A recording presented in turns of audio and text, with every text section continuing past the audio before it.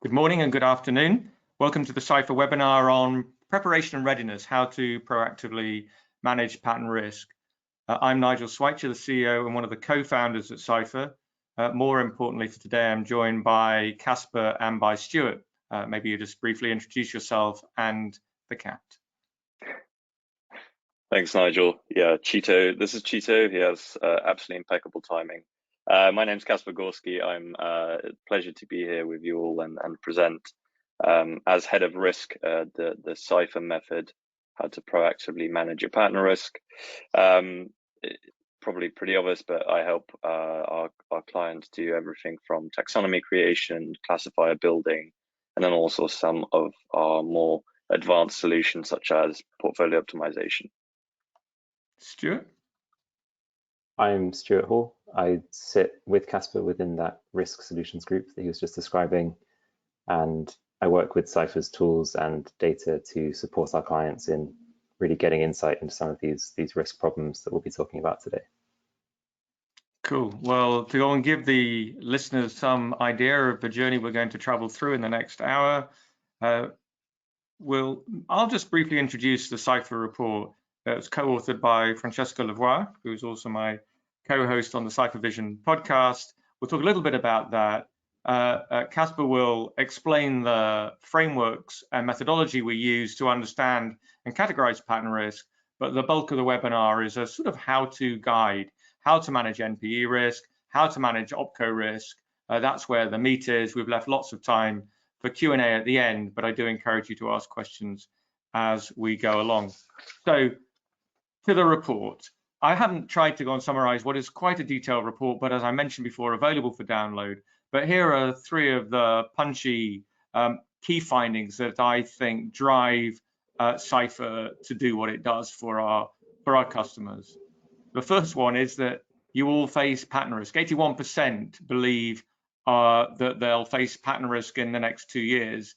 So that makes it virtually inevitable. The second data point on there I find more troubling, that 56% of patent owners report that they only tell the executive suite when there's a significant issue.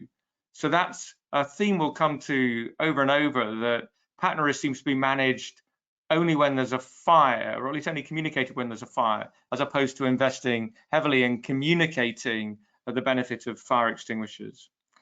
The next slide is, well, if they're not communicating, why? And the problems are ranked there. All the underlying data is in the report. But the top two are absence of objective and reliable data and lack of understanding of patents at board level. And I somewhat feel that those findings are connected. The executives will only respond to evidence. That's our whole mantra at Cypher, evidence-based decisions. So if you don't have the data available, then you've got nothing to present to the board, and the board never understand. But it's not the board's fault. It's definitely the job of the IP community to communicate more, often, and better. And we believe better data is a valuable component to that particular solution. Which brings us to portfolios. Many of the listeners come from major corporates. We've looked through the list. We welcome you all. Some are subscribers, some are not, some are prospects. But you all have one thing in common. 92% of you believe that a strong portfolio is a primary approach to risk mitigation, but only part of a holistic risk strategy. So when we talk about portfolio optimization, we're not claiming that's the only tool in your box, but we definitely think it's a very important part of patent strategy. So let's turn over to the substance of this. Casper, maybe you can introduce the framework. Thanks, Nigel. I think that report was both reassuring reading in the belief of patent portfolios, but also a little bit scary. I think it's time to address patent risk head on as something that's inevitable that all IP departments face. And I think it's a choice about how you manage it. I think definitely the data helps support the quantification, mitigation, and most importantly, the communication of that risk. Here we're looking at the 5 different types, and I think it's important that every IP professional is familiar with all of these. This comes from the brilliant book by Suzanne Harrison, Edison in the Boardroom. I'll briefly talk about the sort of 3 outstanding types of risk, and then the ones which we at Cypher can really help address. Environmental, of course, is any changes in patent law around the world. Innovation risk is the inherent uncertainty of bringing a new product to market. And then the intrinsic risk, the reality that not every granted patent is valid and enforceable. However, we definitely want to talk about in this webinar the infringement risk that's faced by companies, and that's the NPE risk and the assertion risk that we've highlighted here. One of the things which was evident was the lack of frameworks, and it's not really comfortable for IP professionals to try and quantify patent risk. It's really hard to go and predict the future, as we often say, but severity and likelihood matrices are used across the business in many other areas. And certainly we found support for the fact that the business likes to listen to risk sort of calibration, if I can call it that, by looking at likelihood and severity. So if you understand these various categories of risk, whether it be assertion, environmental, NPE, intrinsic, you can plot them onto a grid. So once you understand how important that risk, if it's rare and negligible, probably not going to take up management time talking about it. Clearly, if it's rare and catastrophic, you might. That's the black swan event we talk about in the report. I think these risk frameworks also work at a more granular level. When you're talking about assertion risk, you can then, as Casper and Stuart will go on to talk about, when you're talking about threats, you can look at the nature of different threats so that you're focusing the effort on the right area. So a useful tool for honing in on what's important. And that, of course, will be different by sector, but it will also be different by business unit within the very varied business groups that are amongst the companies that are listening in today. I think talking about tools, I can't help but not promo our newest one, which is the Universal Technology Taxonomy. It's been completely instrumental in allowing us to put on this webinar. As you're going to see in the following slides, we've done this worked example using the UTT, as we funnily call it here at Cypher. And here on the screen, you can see the schema. This is 114 categories, and it classifies all patent families in the world into one of these categories, and it's integral into the ability of Cypher to deliver you actionable insights on your patent portfolio. I've got another two examples here on the screen. So on the left, we can see how you might be able to assess a company's portfolio very quickly. We're looking at Microsoft here, and the UTT has been asked to classify its portfolio. And then also the FAMGA group. So really not a trivial task for a system to be able to do, and to give you this insight into, almost 100,000 patent families very, very quickly. I really think this is a great tool in our arsenal amongst many others that Cypher is capable of as well. So how exactly do we use these tools? I think using, Nigel, your report, and also speaking constantly to our customers and developing our solutions, the framework we want to lay out for risk management is in the following 4 steps. Is scoping your technology, so that's building a portfolio of classifiers, or perhaps using some of our pre-built like the UTT. Scoping your threats, both known and unknown. Classifying, so finding all the patents in the world that read onto your organization, projecting through the lens of classifiers onto the IP landscape to find everything that's relevant to you. Getting a manageable threat list, and then modeling those threats that are out there in a quantifiable way that is also easily able to be interrogated by you and others to communicate your risk. And then finally, of course, go and talk to your company, go and talk to your C-suite, your GC, whoever it might be, about the risk you face, and start communicating that as clearly as you can. The first risk I think we want to talk about is a proactive strategy in NPE risk. Of course, we have the sale of a large amount of BlackBerry assets hot on our minds. We're not sure where that's going to fall, but sales to NPEs have increased over time, and it's a very real threat for the vast majority of companies. So it's important to do this proactive step to assess, manage, and mitigate risk. You can see on the screen here some of our suggested ways of mitigation, such as lot network, RPX, IP insurance, and then also proactively buying assets when they come up on market. What we're going to do next is we have this anonymized company that we're going to call Mars Corporation, and we've done a worked example on each of these steps through this webinar. So the very first one, Stuart, can you talk to me about this proactive NPE strategy? Sure. So one of the first questions that we pose when thinking about an NPE risk or NPE threats is really, how many patents do NPEs actually own within my technology?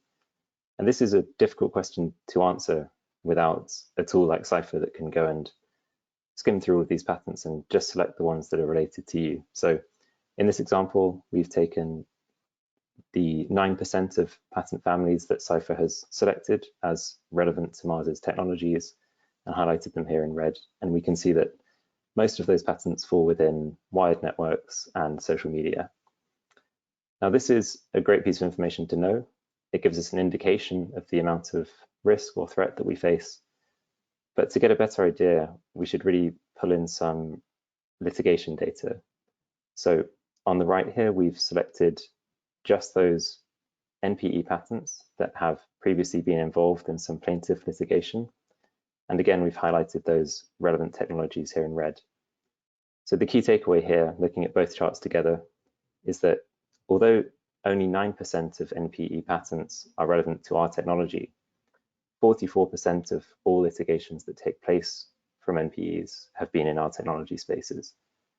So this should really raise the alarm. It should indicate to us that NPE risk should be taken seriously within our sector, and that can inform our risk management strategy moving forwards. Stu, if I can stop you there just to ask a question that's popped up. It's, does the detail stop there? Sure, yeah, so that's a great question. This is a very high level view. So we're almost looking at all NPEs as if they were one organization. We've just got all of their patents together. Within Cypher, we can actually break this down. We can look at single NPEs. This could be an NPE that you've read about that you think might have some patents in your technology. We can identify that for you. We can also look at those NPEs that have, for example, the largest portfolios, or just the most litigation. We can sort on that, and we can really identify the riskiest portfolios for your business. So I think if I'm understanding this, it's very, very likely that Mars will be litigated by an NPE. But the density of litigations in their technology is really, really high. So what does happen when you are litigated by an NPE? I think we always talk about this at Cypher of readiness and preparation. We've done the proactive step. Now it's time for the reactive step. It's about pulling out the rug underneath an NPE's legs to be able to respond to them very, very quickly, analyze everything they're trying to assert against you, and rationalize the conversation around a licensing agreement. Here, we've done this analysis for Intellectual Ventures, 4,500 patent family portfolio. And you can see in our example, only 8% is deeply relevant to our company. Another 17% is adjacent technologies. And then we've selected a couple of interesting categories using the universal technology taxonomy to sort of give a final polish on everything that could potentially be relevant out there for us. But the main takeaway is this overwhelming blue bit, which is 64% of the patents that they've asserted against us are unrelated, and then they shouldn't really be a factor in any discussions we have with an NPE. Nigel, you and I have used this a few times with real life examples. I'm sure they wouldn't mind sharing a couple of interesting times we've used this. Yeah, no, I think I just wanted to go and reinforce the point that it's real. The example that you and I worked on most recently was 1,100 patents owned by an NPE asserted against an operating company, and they had a few claims charted patents. I think it was 3. So the logic goes, I have 3, therefore you must infringe all 1,100. Please take a license of 1,100. And the response was exactly this pie. And on analysis, it was 54 of the patents were even relevant. Forget validity and infringement, were even relevant. And I think whilst we smile because we know the outcome was positive in as much as the wind was taken out of their sails, it also showed, I think, rather markedly that sometimes the assertion entities don't understand their patents as well as we do, because the law of large numbers are really hard to analyze, and bluff and bluster is a decent substitute. So it works to get on the front foot, it works to achieve a better economic outcome. That's fantastic. Thank you, Nigel. So I think summarizing, we've scoped our NPE threat. We also laid out a method for addressing it here. Now I want to hark back again to the report where 92% of respondents said the key to mitigating risk in IP is building a strong patent portfolio, and get into the meat of the webinar, which is really OPCO risk and how to mitigate it with the right size portfolio. Because of course, building a portfolio against an NPE is a little bit of a wasted exercise, but definitely not all companies face the OPCO, the NPE risk as largely as others. Our strategy for mitigating OPCO risk is similar. The same steps of scoping, classifying. I put my hand up here, Casper. I was thinking of stockpiling it, but I've just got 2 questions on NPEs. Would you mind if I throw those into the mix before we move on to OPCOs? Yeah, absolutely. The first one, and actually they're quite similar. The first one is, how do you identify what's owned by an NPE?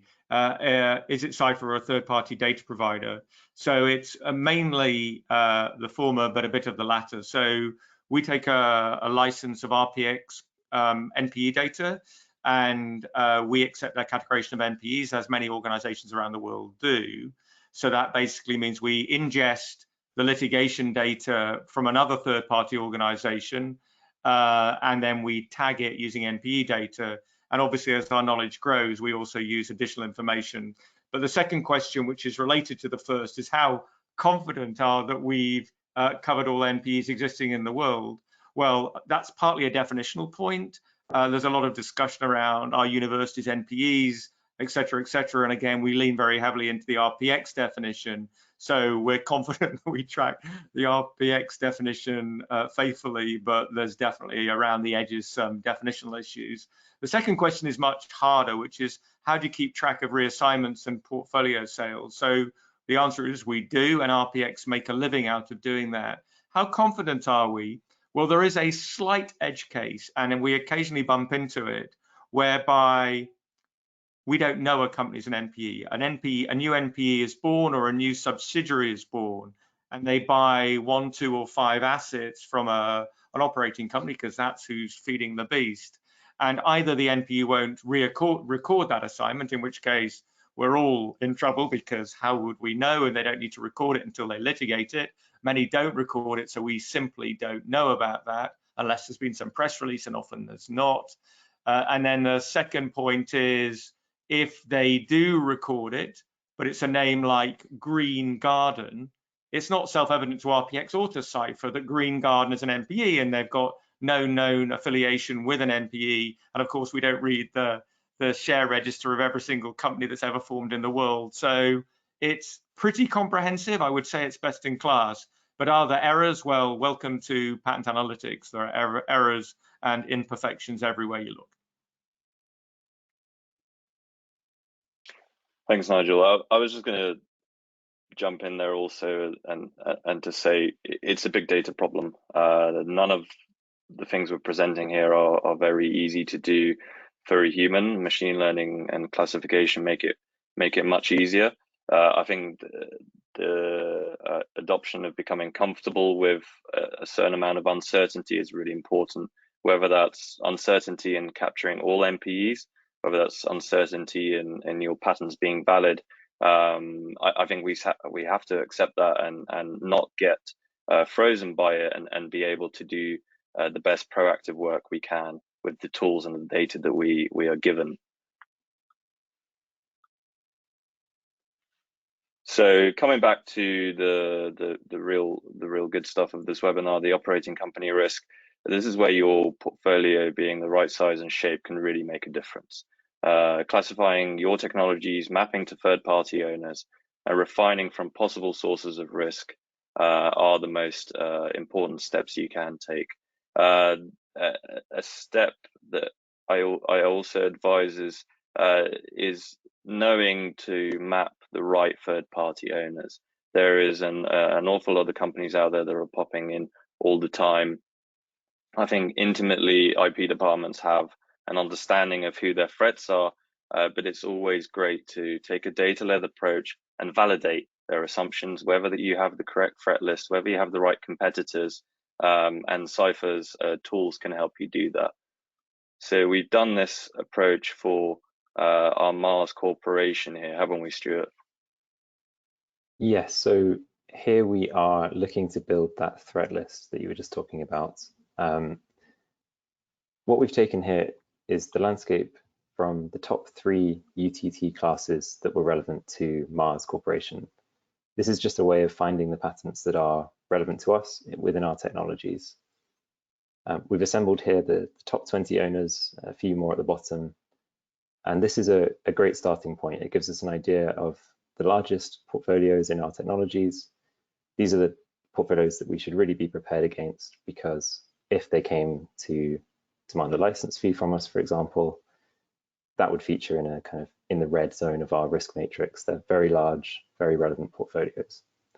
There might be some new companies in here that we haven't seen before, but chances are the IP department will be familiar with most of the names on this list. But we know that risk and technology are both dynamic. They change over time. So it's not enough for us to sit and be happy with our list of top 20 owners on the left there. So what we've taken here is a view of the top innovators within our technologies. We're measuring this by the number of patent families that they've published over the past 3 years. And we can see here that some different names jump out that were not featured in our top owners list. So for example, NTT feature as one of the top 20 innovators, but they don't feature in the top 20 on portfolio size alone. Amazon here is the inverse example. So they have a large portfolio in the top 20, but in recent years, they've been filing more. So they are actually in the top 4 in terms of families published, when they're only in the top 10 in number of patent families on the left.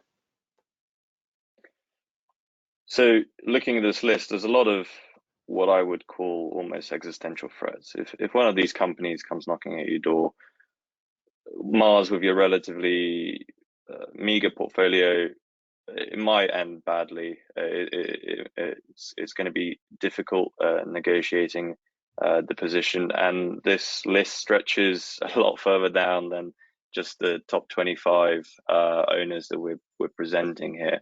So I think it's really important to take the time to build the right threat list, build the right set of competitors that you want to analyze. And part of our process here is classifying and high grading the threats you face using a triangulation of data.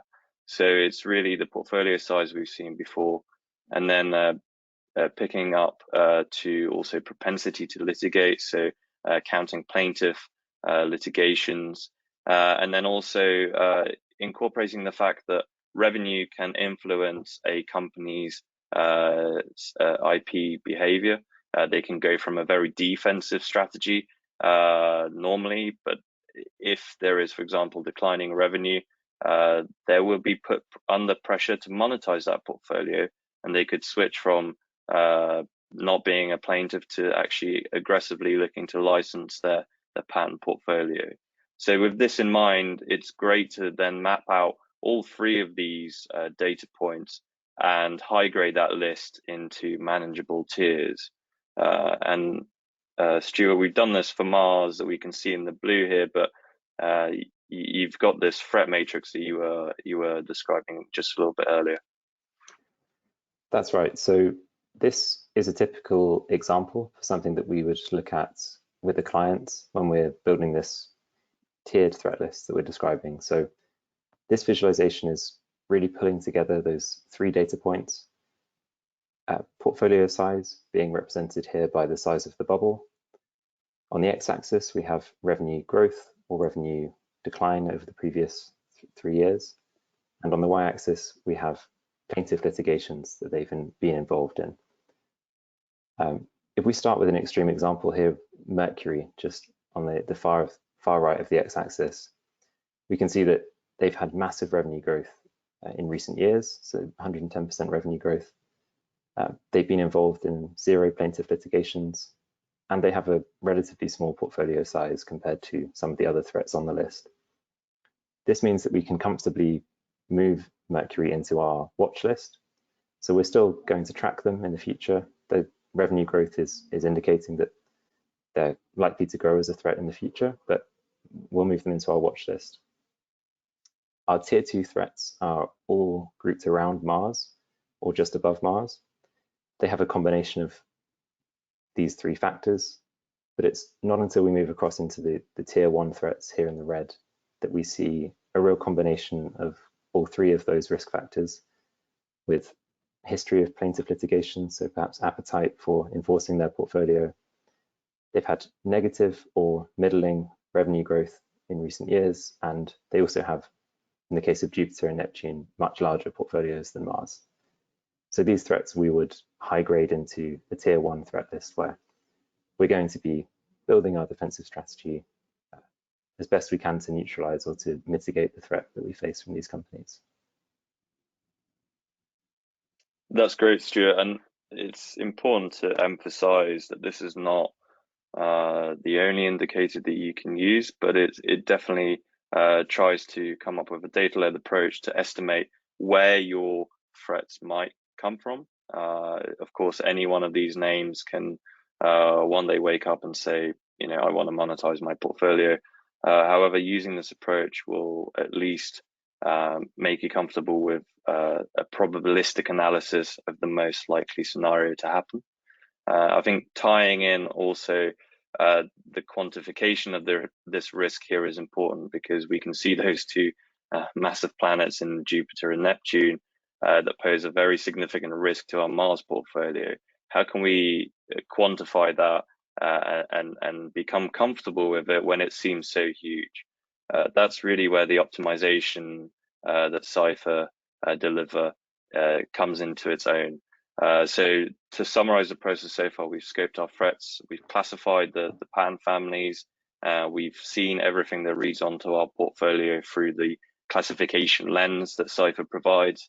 And the next step we've sort of introduced. Can I put the blue pen up on behalf of the audience? Can we just go back 1 slide? I'm sorry, Casper, I'm trying to go and catch these as we go along, and I wasn't paying attention. But the question is, what about cross-licensing?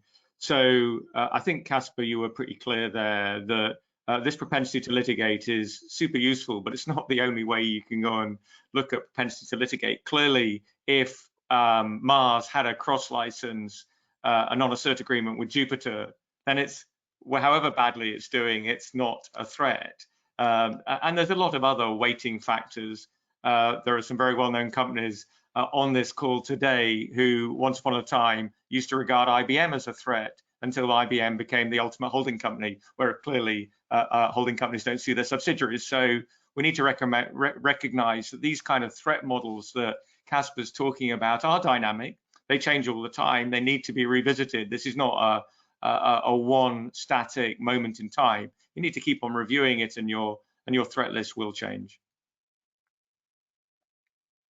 Yeah, that's a great point. That's a great question too, and I think that also illustrates the relationship that we have with our clients. So this is a conversation that we have. This is, you name your threats, we analyze it, we also suggest, and together we come to conclusions based on data. And of course, you can tell us whether you have a license to a portfolio. Yeah, you can keep that completely secret to you. And the model that we're going to show you allows you to input your own data and make your own predictions without having to divulge anything to Cypher or throughout. So this model that I really want to get to, we've classified the relevant patents. I think that's sort of well understood now how classification is really such a time saver. And how amazing it is for giving you a lens. Next, we're introducing this mapped revenue piece. So this is trying to estimate how much revenue might be at risk in case of litigation, and it's looking to rationalize the conversation in cross-licensing. Of you might be dwarfed by a portfolio, but how does your revenue in a product area correspond to theirs? And that is really the heart of the Cypher optimization model that allows us to estimate the revenue at risk and how real the threat you face is. So carrying on with our example, this is the very beginning of it, and Stuart, you are able to talk about this far more eloquently than I can. Sure. So what we're looking at here very simply are the inputs and the outputs of Cypher's portfolio optimization model. All of the detail in the calculation have been laid out in some previous pieces that we've published with IAM, but we'll start from the top left here. We have just the number of active patent families that have been mapped for social media for the 3 companies that we've identified as a threat within social media. Below that, we have this mapped revenue figure, again, just for the social media technology. Combining this with an assumed royalty rates, we're able to actually quantify the risk materiality, that is the revenue at risk against each of these competitors. And we've presented that on the right here. And we can see that since with Mercury's, the example of Mercury, they have a relatively small portfolio compared to Saturn, for example, but they're protecting much more revenue with that patent portfolio than Mars are protecting. These factors combine to give us a positive revenue at risk against Mercury, which indicates that we are within social media slightly overbalanced in our portfolio against Mercury. The opposite is true for Saturn. So we have some revenue at risk against Saturn, but combining those 2 figures, we've calculated that there's no revenue at risk overall within this technology. Now, or is very slight. I'm just going to point out it's very slight, so it's not on the scale of millions. I think the Excel shows it around $180,000 negative position towards Saturn in this case. But I think you were about to say we're going to click this through all the way to the 3 technology areas that we've mapped and also all the threats we've identified. That's right. So clicking through here, we can see this risk materiality calculation repeated for each technology area and each competitor on our threat list. And this allows us to see that sum of revenue at risk against the threat list. And it also allows us to see whether we're over or understocked against specific competitors on that threat list. This allows us to really target any changes that we might make to our portfolio by modeling what a balanced portfolio would actually look like against our threat list.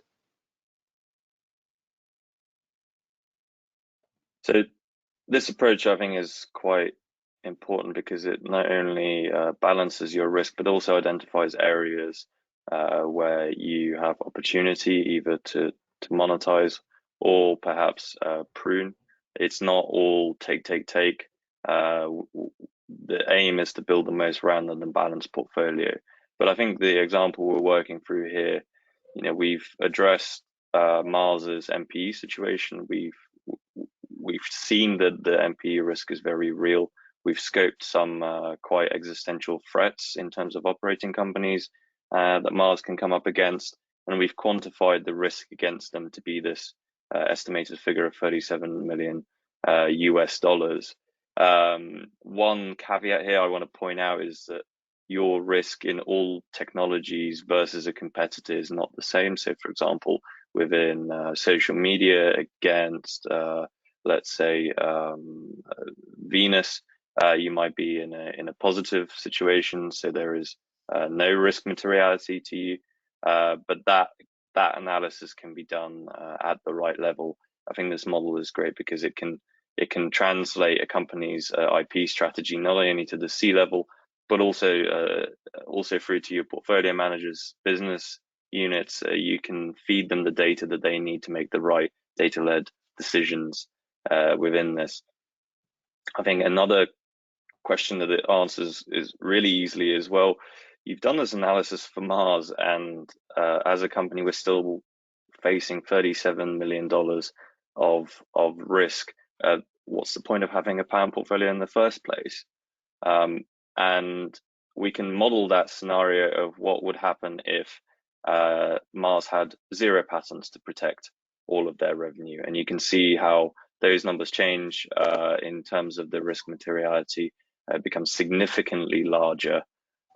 Your risk materiality has now ballooned up to 62 million, and your net position across everybody on your threat list is in the red here. So it's worth pointing that out as well, that it can demonstrate to your GC, to your board as well, why having an IP strategy and a right-sized portfolio is so important.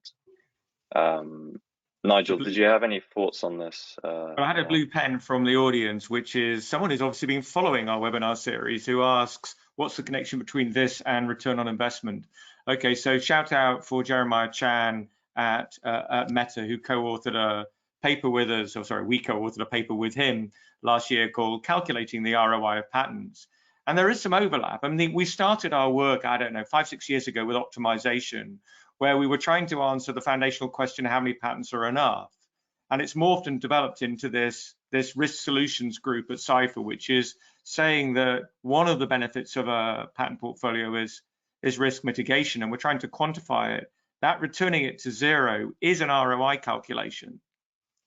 Okay, there's still 37 million of risk, but your portfolio, as it stands today, leave aside how we might go on to talk about mitigation, your portfolio as it stands today reduces that risk from 62 to 37. So if I was amazing at maths, you would be able to go and articulate, wouldn't I, Casper, what the risk mitigated by the existing portfolio was today?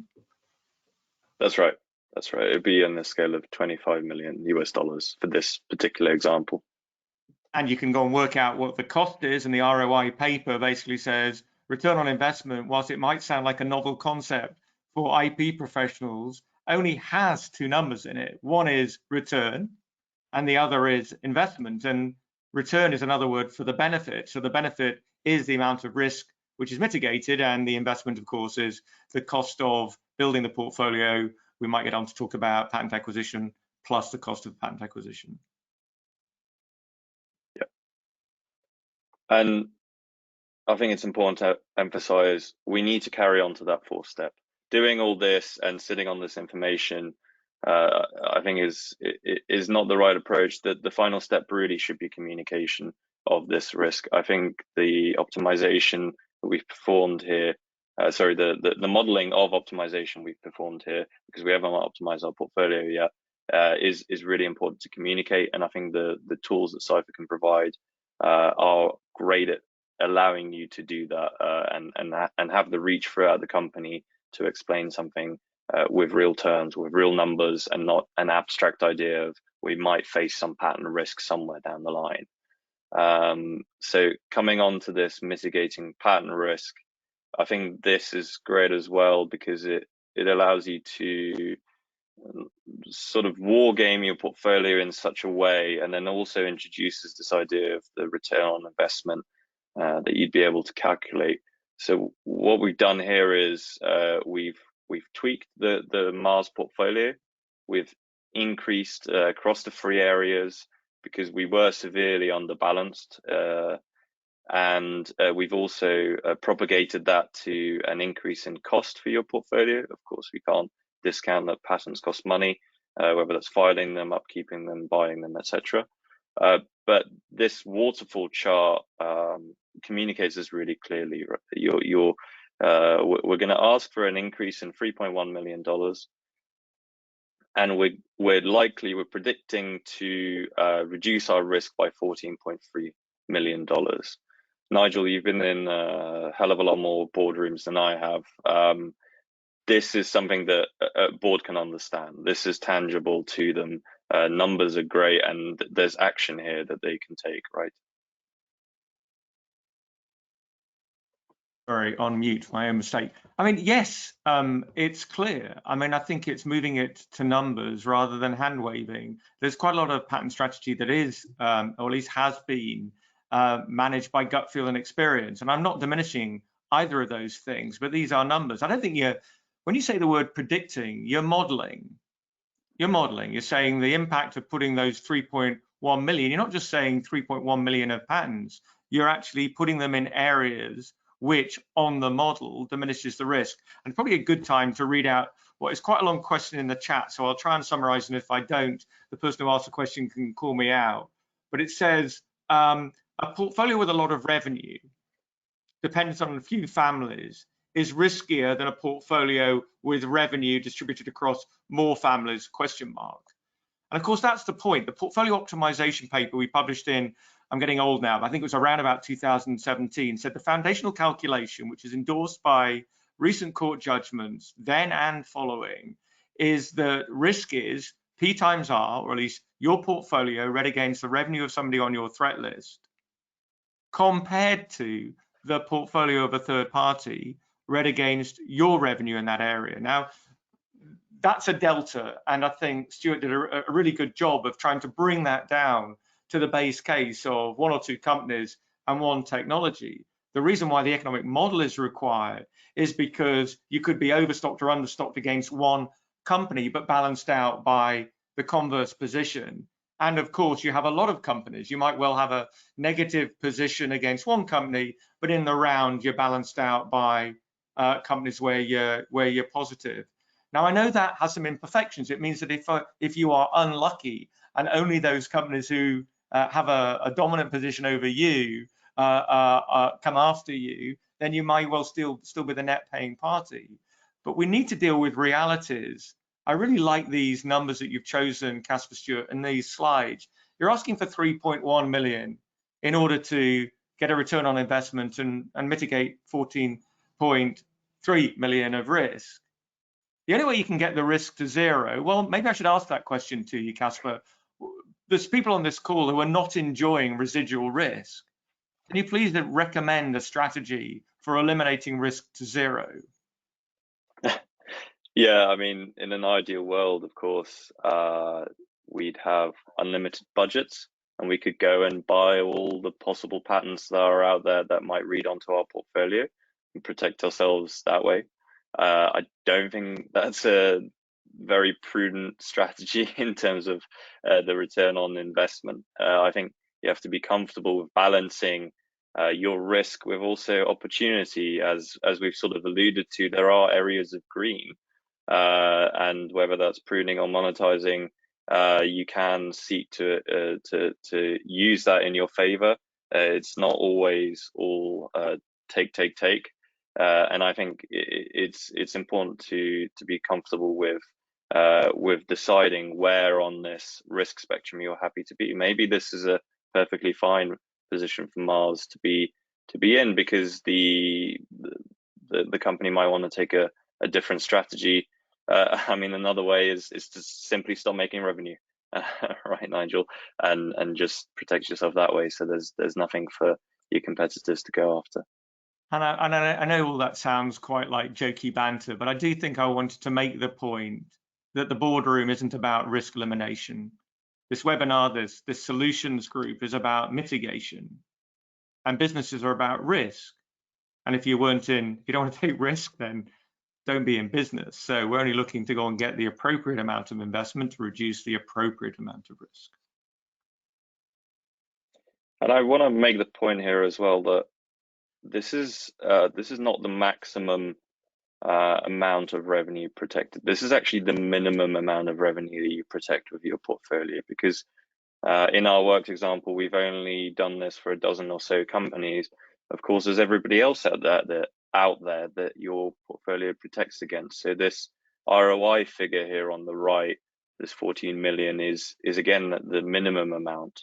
But it illustrates the point, at least for this particular example, that it's important to be good custodians of your company and invest in risk prevention, because it's quite severe. For the Mars example, we've done this analysis for other clients where actually it's the return on investment is more like 1-to-1, where actually it might make sense to save money and prune some patterns because your portfolio is in actually great shape and tip-top shape. And what a wonderful conclusion to come from this modeling, to say, hey, we've been very good with our money. Our portfolio is really right-sized, and we can actually look to save our company costs as well.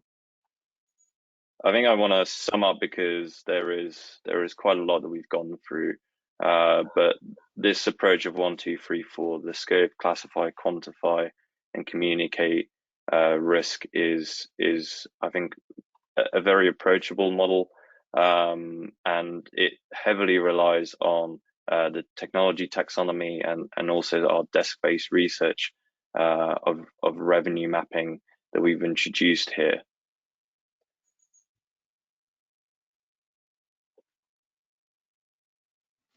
So some time for more questions, Casper? I think we are looking quite good. I make it 49 minutes so far. Perfect. Well, there's a few, so we'll see how many we get through. The first one is this slideware, or is there a model behind this? Yeah, that's a great question. There is most definitely a model behind this. If you give me 1 second, I can put this up on the screen here. I'm just going to work through this, I think, from the top, because I think it's worth doing, especially if this is your first time seeing it. We have this, you know, in fact, I'm going to add in, let's say, cloud as well here, our cloud competitors. So this is the Cypher portfolio optimization tool. We build in this dashboard to be flexible to you, to make all the numbers read through and allow you to interrogate them fully. And I think there's great scope for optimizing your portfolio in this way. Walking through the steps here, we've mapped we've classified the pan families, we've mapped the revenue here for these companies, and then we've also assessed our net position against our set of portfolios and threats, and we've come to this sum of revenue at risk scenario. We can of course turn this all the way to 11 here, clicking all of our threats on. We come out to the familiar figure of $37 million against these companies, and summarizes your risk really neatly. There's the switch that I like to flick of what happens if we don't have any patterns at all. We get the numbers.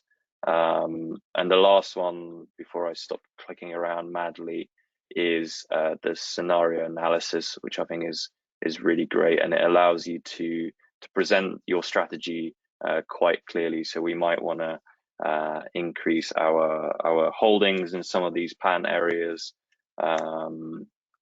and model what our future capacity for risk mitigation might be. So again, we're seeing this annual cost increase, and you can tweak this really to your heart's desire. There's of course other inputs like aggressiveness factors, pan quality, such as our portfolio value index as well. It's a really important point that this is about evidence-based decisions. The mantra of Cypher is evidence-based decisions. I don't think you're saying, Casper, that this is what you sit in front of the C-suite clicking. What it goes and says is you can model it. You can update the model all the time with the changing situation, and you can model it. What if? And I think that ability to do what if analysis in a live model is one of the things that I find so powerful. So thank you for that. I think this next question is at you, Stuart. It was, you had some metrics looking at the size of portfolio, then you were doing some growth 2018 to 2021. The question is, are they the metrics that you rely on, or are there others? Okay, those metrics that we looked at were just the ones that we selected today, based on the subscriber that we're working with, the business that they operate, the industry they operate within. We would tailor the selection of metrics based on that. So if new entrants were particularly concerning, if that's something that we need to spot in our risk strategy, we have metrics like new entrants where we're just looking at the most recent filings where a company has filed in our space for the first time, and we can really focus in on things like that. So there's a whole suite of metrics that we can choose from when building these types of insights. And if people are wondering what metrics are best for what situation, a previous report, which I think we've put into the handout, is a benchmarking report. Yeah, I see it there. If you want to download it, I think the top 4 metrics were age, geography, obviously a size metric, and a couple of others. I think quality was in there as well, what Stuart just referred to as PBIX. So, but we don't necessarily, I mean, that control has to be your position. If you know that there was a certain time range where all the foundational technology was created, and you find one of the threat lists that happens to be deep into patents granted in that or filed for in that time zone, then you might give it a different weighting. Equally, if you're not trading in China and one of your threat lists only has Chinese assets, then possibly that threat would be downweighted until such time as you moved into that geography. So I think the fact that Cypher strategic patent intelligence platforms have all of these data points available, but clearly we couldn't go and demonstrate all of that today. And I think the 2 you selected, Stu, were a reasonable proxy for things that might create greater risk. The next question, we've got time for a couple more. Okay, Casper. All models are wrong, and this approach appears to be driven by counting patterns. Isn't that too crude? Yeah, that's a great question. A little bit tricky, right? But I think it's becoming comfortable with a certain amount of uncertainty. Unless we have a very large patent department, we can't possibly scan every patent in the world, nor do we have unlimited computing power. But I think it's leaning towards the probabilistic nature of patents. You want to be right more often than you're wrong, and I think the Cypher data is definitely crucial in doing that, setting yourself up for success, making the best decisions you possibly can. And yeah, I think fundamentally all models are wrong. Some of them are useful, and I think you wanna have a model that you can interrogate down the line and say, what were the assumptions that we made? One of the assumptions that is heavy in this is the idea of revenue mapping. You know, we get this all the time. How can you revenue map accurately?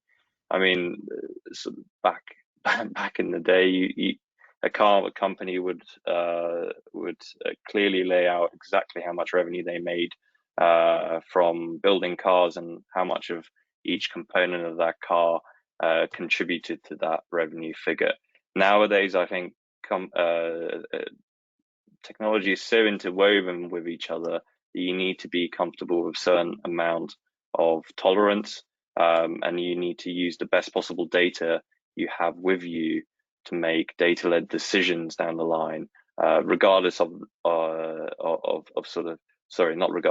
not stopping yourself from doing this analysis just because you think the data's not out there. I can assure you the data is there if you look for it. Cool. I promised to make sure we didn't run over time, so we've got 5 minutes remaining. So quite a lot of ground covered. Thank you, Casper. Thank you, Stuart. Now you've got the unenviable task of trying to give some key takeaways to the listeners. What message would you like to deliver? Start with you, Stuart. I think my key takeaway lines up quite nicely with what Casper was just describing, that although this can seem complex, we had a quick look there at the portfolio optimization dashboard, lots of options, lots of visualizations there. The idea behind it is very simple, and once you get your kind of understanding of, once you become comfortable with that model, Cypher does all of the heavy lifting of counting patents and mapping revenue in collaboration with you, of course. So that's the key takeaway for me. Once you're comfortable with the model, the insights that you can get from this are really valuable. Thanks, Stuart. Casper? I think we've made such a leap in fast and reliable classification. It's now, there's no excuse for IP departments not to address risk head on. I think they should own it. They should be custodians of risk within their companies. They should communicate it and really be crucial players in protecting their company's success with intellectual property. This mode of firefighting all the time, I think, should switch quite heavily to preventative measure. How can I be best placed to protect my company from future risk? I think that's brilliant. Sadly, Casper, you've probably done my key takeaway, which is a little bit disappointing. People might get their tea or breakfast or lunch a little bit early. But the stat which I started with, this idea of 56% of organizations only report risk when there's a problem, that's the thing we want to change. There is masses of evidence, not only in the IP field, but elsewhere, that reactive risk management always costs more. Always costs more. You're under pressure, you're panicking, you haven't got time to assess. But preventative measures, mitigation strategies, just allow all of those kind of safety measures to be put in place. I'd encourage you all to consider whether what we've discussed today inspires you to communicate more openly, more regularly, more evidence-backed. But for now, we're grateful for your time. Casper, huge thanks to you, Stuart, and to the marketing team at Cypher, in particular Georgia, for making all this happen. Goodbye.